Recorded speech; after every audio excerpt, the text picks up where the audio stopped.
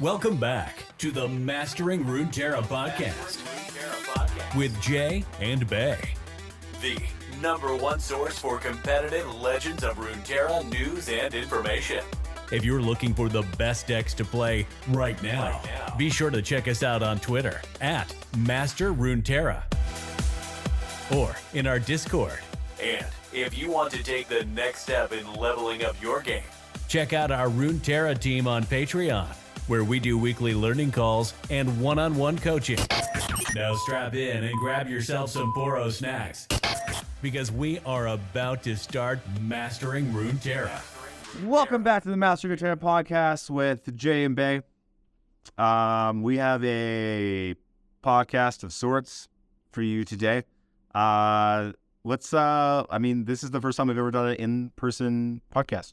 It is. It's a bit weird because we're recording on a phone, so sorry about audio issues. Also, we're just staring at ourselves as we record this, and that's a little odd. It's weird. Yeah, I don't like it. We're a few drinks in, because Vegas, and we're about to be at least another one more in. We've been drinking. But, so we're actually in Vegas for the Spirit Saga launch event, which was yesterday. Yeah. That was an event. We prepped really, really hard for like 4 days. Like 12 hours a day for like 4 days. So I both cashed, which is good. You cashed for 500. I cashed for 750, which was good, but not what we were hoping for. We hope to do a little bit better. Yeah, there was 400 players total. Top 128 made the money. Yeah, pretty good. Top cut was 32. Top cut was 32. So preparation for it was fantastic. Had a lot of fun. I did have a lot of fun, actually. Had a great time. Yeah. As you know, viewers might remember, I've never played Legends of Runeterra before, so not once. All of that preparation for all the seasonals that we top cut or won, I was not part of somehow. So got to try hard at a card game again, which is very nice for me. And for us, it was fun. It was very fun. Very fun. Yeah. And I felt like we were on it. We had a good grasp of the game and the format. And then I don't know what happened during the tournament. The tournament itself was awful. We showed up at 9:30 because that's when we were told to show up to submit deck lists. And we started round 4 at... We showed up at 9:30 to submit deck lists at 9:30. Yeah. Round 1 started at 12 noon. Yeah. Of a potentially 9-round tournament. We finished round 4 at 5:30. And then they announced a 30-minute break, which the judges had told us that they probably weren't going to have. And then... So we're like, okay, we need food because we've been here for 8 hours at this point, 8+ hours.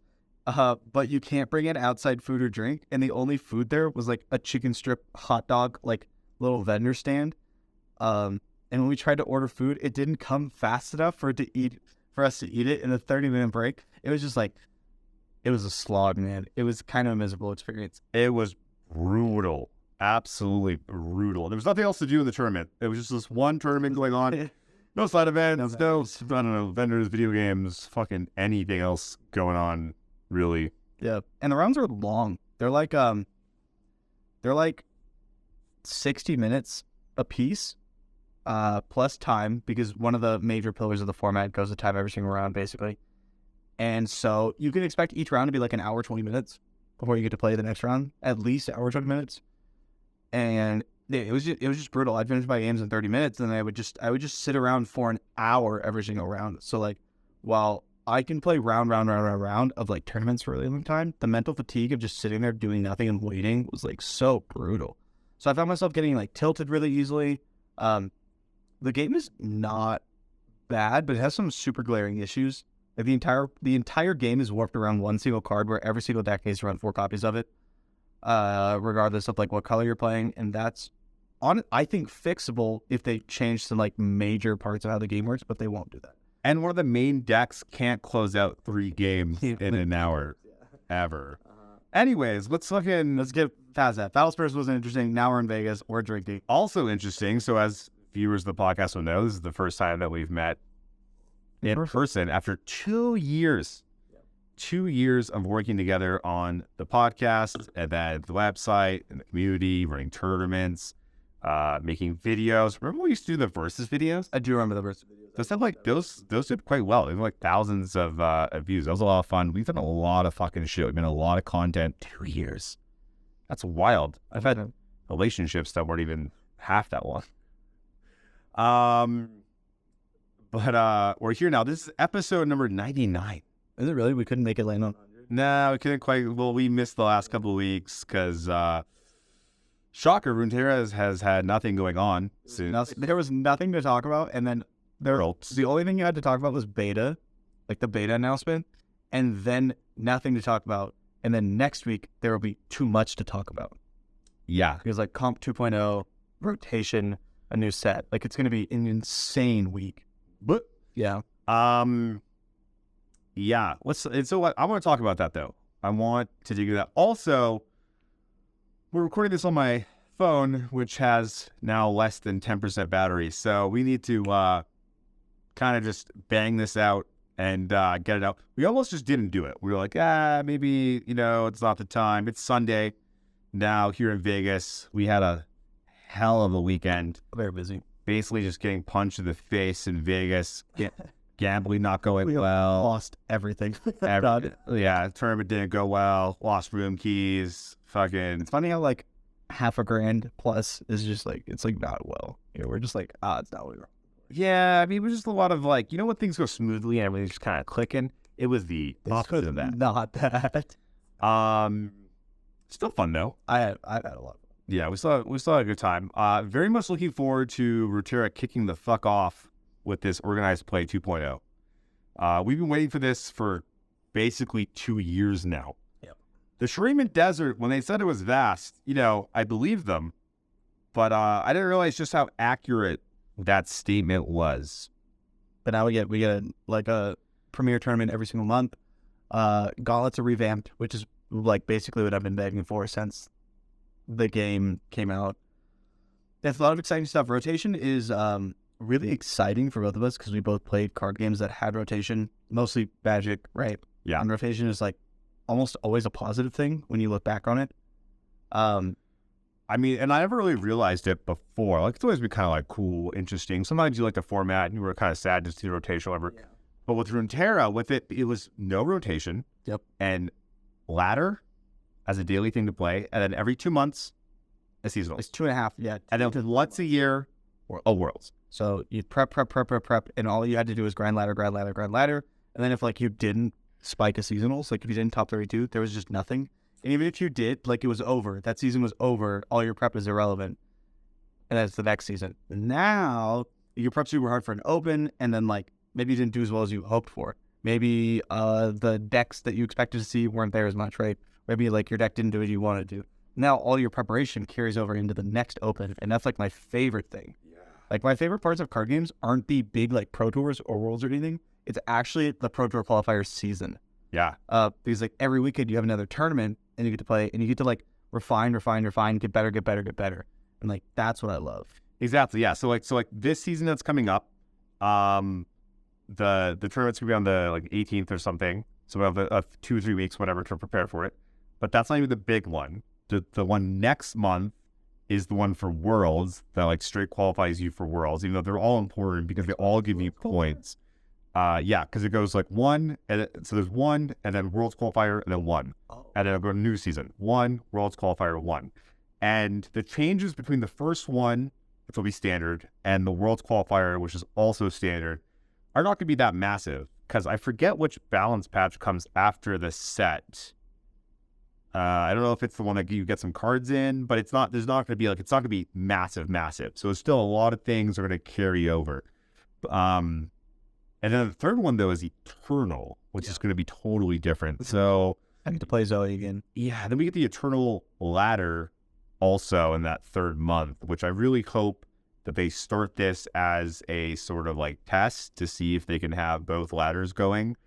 And then once they see, oh yeah, like it's okay, there's enough players, that they just bring the Eternal ladder in as well, so people can just play either format all the fucking time, which is what we've wanted. We needed like just more ways to play the game, more interesting shit going on. And now it's going to be like there's something to do every day because you have to play in those dailies if you want to get the buys, trophies, because I want to qualify for Worlds for the monthly and then the yearly. And yeah, it's gonna be really funny if I'm sitting here like, oh, they're gonna rotate Zoe and Lee Sin, and I'm like, they don't, because I'm entirely basing that off of the other cards that they're previewing. Zoe's going for sure. So there's like a couple champs that just feel like, if you ever play like Magic or whatever, they feel like legacy/modern champs, and it's like Ezreal, Zoe, Lee Sin, Akshan, maybe even like Katarina. Like these just feel like champs that belong in a higher power level format than like a standard. Yeah. So super excited. Very excited for all the changes. Like this is what we wanted. Yeah. This is what we thought it should be from the beginning. Now Ruben, who is an ex Magic pro, both of us were very good at Magic, had some Magic accolades, but Ruben was a professional Magic player for a number of years. Hall of Fame, right? Is he? I don't know. I looked up his career one time. He won a Pro Tour. Yeah, he's Pro Tour. And he's top 8 something like 16 Grand Prix. Yeah, no, Steve Irwin. And then, I mean, like, you see how he does in Runeterra. Like, he's insane. So he's now in charge of organized play, more or less, and the one that came up with this whole structure. And it was very nice of him to reach out to us and take our input. And I think the little bits that we contributed, I think, have made it better. And it's still not, perfect.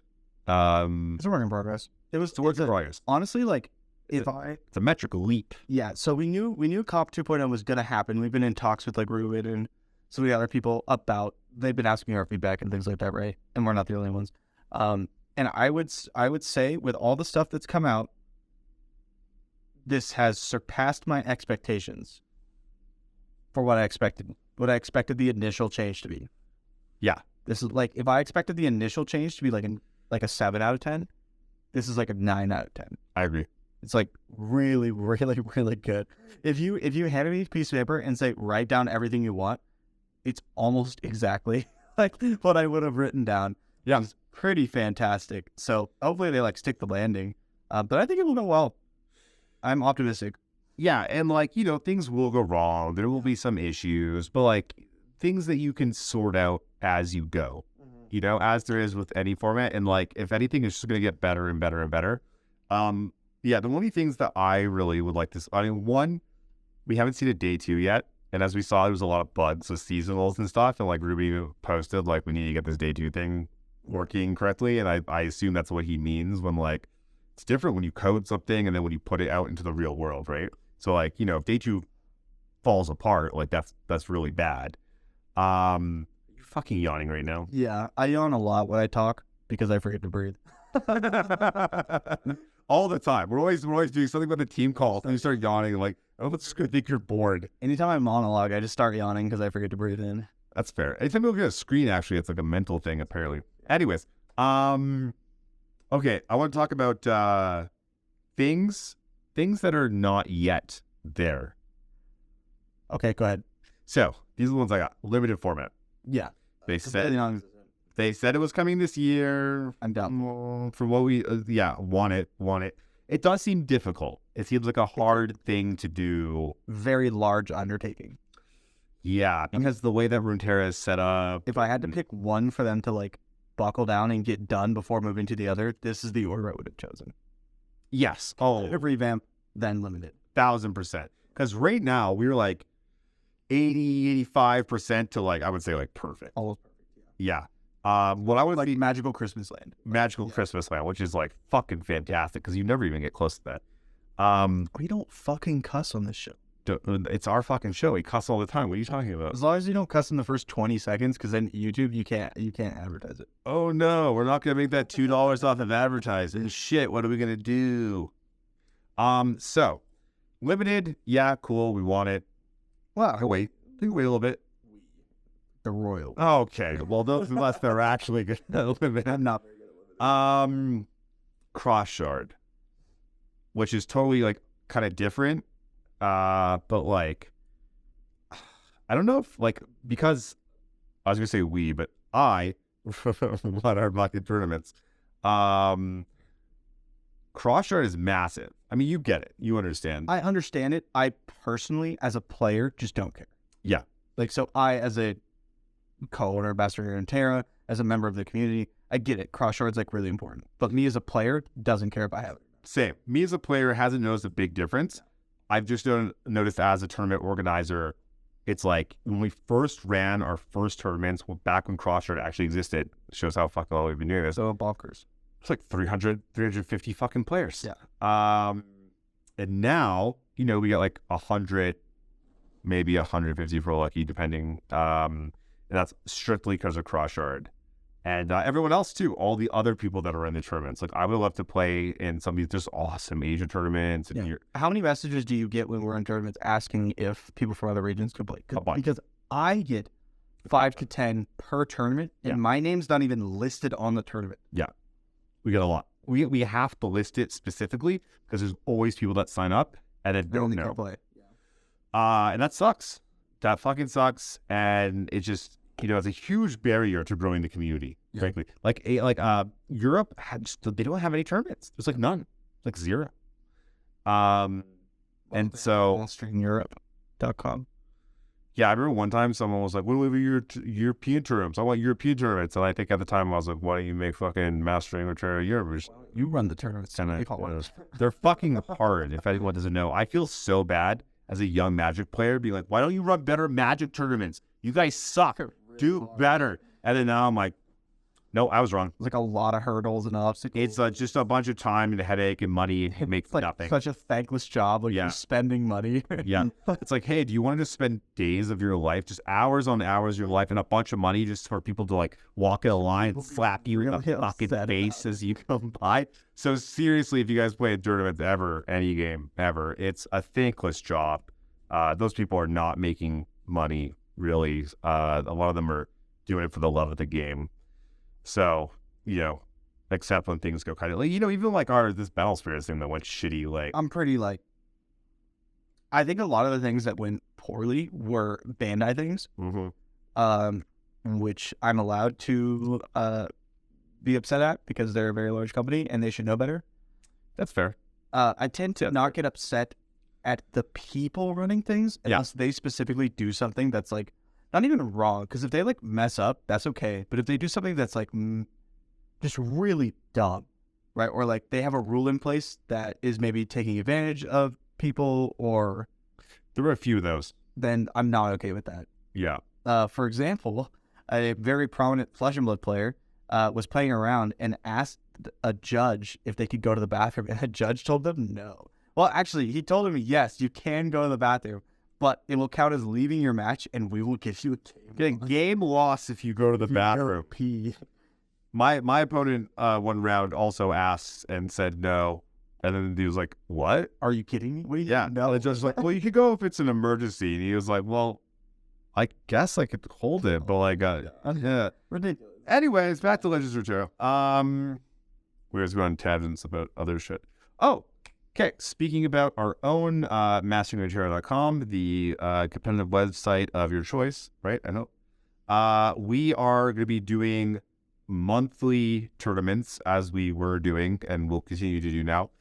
The weekend before the World Qualifier. Every month though.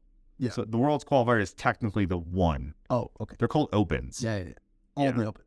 All the Opens. So the Riot Opens every month, whenever they're happening, we are having a Mastering Runeterra $1,000 guarantee tournament the weekend before that. Yep. Every single month. With all that, are you gonna try to? Are you gonna play Runeterra for the first time? Yeah. Oh, I'm going to play Runeterra for the first time. I'm actually going to start streaming Runeterra for the first time ever. So if anyone would like to come see a new streamer stream the game, Brand new. help me, sort things out, figure out. All I get here is like, play Zoe. I'm like, that's not on standard anymore. It's like I don't really know what's going on. I was like, I think this Demacia deck's really good, and then he just throws up on my feet. Like, I don't really know what's happening. So if you guys want to come hang out, visceral reaction to my stream, that'd be cool. because I'm gonna start doing that now. Long story short, I figured I'm gonna have to play these daily rumbles. Yes. So it's called. So you might as well straight up. You want to qualify for Worlds and love. Yeah. Worlds is so. This is the thing that It's hard now. yeah, it's hard now. Very hard. The thing about tournaments that for me at least, right? Because like I travel to a lot of like IRL card game tournaments as well. I wouldn't know. The preparation with friends and your group and your team, and then showing up with everybody, that is the most fun part. This one was so fun. It was so fun. It's so It much. was so fun. The actual tournament kind of miserable, but like the prep and everything, like we would like wake up. We'd wake up like early, get ready, and then like get our prep in. Okay, I gotta go for 2 hours because I gotta handle this thing, and then we're gonna come back and I need you to build this so that I can test this into this. And like that's just so much fun. And so you want to qualify for Worlds so that you can do that, because Worlds testing, you didn't quite have the same experience last time World testing because I feel like you came off such a like you weren't playing at all, and then you came in and you said, "Somebody tell me what to play." It's a bit different. I didn't want to get in the way because, like, I knew that you and Kever and others on our testing team, What am I and all that? yeah, were much more experienced. Played the game, just had a lot more reps than I did, and so going in, I was like, I'm gonna backseat it. I don't want to derail anything. I don't want to get anyone's way, and I don't know. I feel like I don't want to like. It seems like arrogant or something, but I feel like things would have gone better had I been like pushing more, I don't know, into different directions or different lines of thinking, or because what ended up happening was that how many people qualified for our shard was 64? Yeah, the 64. 64 players from the shard, and like how many of them were part of Runeterra in some context? So I wanted to like 16, or it was like the most. Well, I mean, I don't know. We go to the Raiders. We had, like- we go both teams. It's over. Like, People that we were intimately testing with, it was Yeah. 5 or 6. yeah, once we broke it down. Yeah, because what happened was the teams fractured into smaller groups. 16 Because- people is just not productive. We couldn't have like 16, 20 fucking people, and also it's like a third of the fucking testing group, and it's like, well, now you guys are my competitors, and like, yeah, and everyone kind of wants to do their own thing. So we ended up with only like 5 or 6 people, And Kever, just like, well, okay. So there's some interesting things about testing, and if you haven't like tested with a team before, you wouldn't really know. But you have to know what you're looking for in partners, and it's not just good players, because you need to fill out different roles on the team. Like if you put Kever and I on the same team, what's going to happen is we're going to bounce off each other, and we're going to have the best single version possible of a very specific type of deck. Yep. And it's going to be the best, but it's going to be tough for other people to just like pick it up and play it. And it might not be the best deck, period, but it's the best deck that we like to play. And it's going to be like insane for that. And that's what happened. But we will not do as well otherwise. Like there's an insane like unit rally deck, we won't find it. Yeah, whereas when we tested for seasonals, we had our group of like 20, 25 people. Which we're not all testing together all the time, but like it's a big group with the pull information with and like to share information with between the pro team and the squad. It's a big group of some of the top Legends Runeterra players, and there's some counterbalance there. Where it's like where you and Kever come in, you're like, this Ione deck crushes, and then like some of our Demacia players like, oh yeah, really? Let's fucking see. And it's like, okay, well maybe let's back a little bit more this way. Yeah. Some groups super high on aggro, and then another group is like, actually SI controls the nuts, and then you're like, okay, let's start testing against that. And someone's like, have you guys considered this? And so you have to, and it's very much like steel sharpens steel? Is that the? Yeah, but I think that means like better players make players better. Yeah, then so because that's exactly what I'm saying, and so it was better players that play a different archetype or type of Runeterra that were able to, then make you better and make them better, kind of thing. Whereas we had a little bit too much on one side and not enough on some of the other We didn't have quite enough counterbalance, but I will say I think like, okay, for instance, going into the tournament, I was like, I think aggro is not real. Remember that? and you were right. And I was right, but I didn't push it. Because again, I was like, I'm going to backseat this motherfucker. Aggro was not real. I was like, I'm going to backseat this, but like in our testing, I was like, aggros aren't really real for Worlds because you just can't actually make an aggro lineup that actually works. Yeah. There's not enough there. There's like one good aggro deck. There's not 3 good There's aggro decks. one decent aggro deck, there's Lulu Jinx, and then there's Poop. And so you ban one, and like you just have to beat one. So the lineup just didn't work. Yeah. And so when you're able to just completely disregard a certain pillar of the format, that makes testing so much easier. Yeah. You can get super greedy. You get very greedy. You can really hone in on what you're supposed to be. Yeah, you target stuff. I just assumed, because in a seasonals and something, you can't say aggro's not real. Yeah. Because people will still bring it. And I just Doesn't matter how bad it is. Let's still bring it. With a higher level of competition, people were more honed in to what was optimal. Yeah, only 64 players. Yeah. Most of them not aggro players. Even the ones that were aggro. Even like Mo, I remember, I think, was being like, you know what? Aggro just fucking sucks right now. Bad hand. I will say, looking back on Worlds and all that, I would play almost my exact, 120 again. Like, I would play almost the exact same lineup. I thought our lineup was actually insane. Yeah, I think we could do better. Maybe. It was very good for me. It was very, very good for me. Fair enough. Kevin and I built a lineup that was good for us, and we played it. One AM I had a lineup that was very good for him, and he played it. Yeah. I'd be interested to go do it again with the whole team. I think things would change a bit. Like if I was like forcing, hey, aggro's not real down everyone's throats, and then we had our Demacia guys also there, I feel like things like picture starts to shift. I mean, anyways. One AM I made it. I almost made it. Mm-hmm. Right. Like I went like 7 or 6-2 or something like that. Yeah. Yeah. Oh well. But now we have to qualify for Worlds again. And it's totally different now, though. It's so much harder. Because that first year, 2 years ago, you won the seasonals, and so you were qualified. And First year I didn't have to worry about it. Yeah, you didn't have to worry about it. The rest of us, though, like the season was so much fun. Yeah. Chasing the Worlds was great. I missed by like this much, and I was like, motherfucker, not next year. Yeah. And so I qualified next year, and then like, yeah, I don't know. I let go of the reins to let you guys fucking take it, and that was not good for me. So learning again, now an active part in testing for sure, and the theory crafting of your own list, because it is your lineup right now. I was also just so busy. Like I could do only so much, and that format was fucked. Also, that was a weird format, a strange one. But now this year, totally different, and like a really cool Worlds though. So you make top 64, you are in the money. I think we're not confirmed on that. But you are in Worlds. You were in Worlds, and no qualifier Worlds. You were in Worlds. You're going to get something. I'm so excited they're getting rid of the in your own region play. Yeah. And so literally that 64 is going to go cross region immediately. There's no world qualifiers. You are, well, there is, but it's not what you think. It's not the same as before. It's just 64 people qualify for World. Those people are immediately playing Intershard. Yes. Immediately. That is Worlds, is those 64 people, and that's really cool. Very excited about that. Yeah, that's so cool. Because Crusher plays the shit. And all I'm playing is the same people I've been playing against all the time. I want to know who's really the best. Like, no, I'm not going to take away anything from you world champions, but like, let's be real. If we ran back in time, and we just ran a 128 person open with the top 128 players from like the 3 or 4 shards, I mean, anyone can win, technically. Alan especially we were talking about this, does better against good players. Alan is the funniest person because he fails in open stuff. Because he overthinks it. He's like, this is what's good.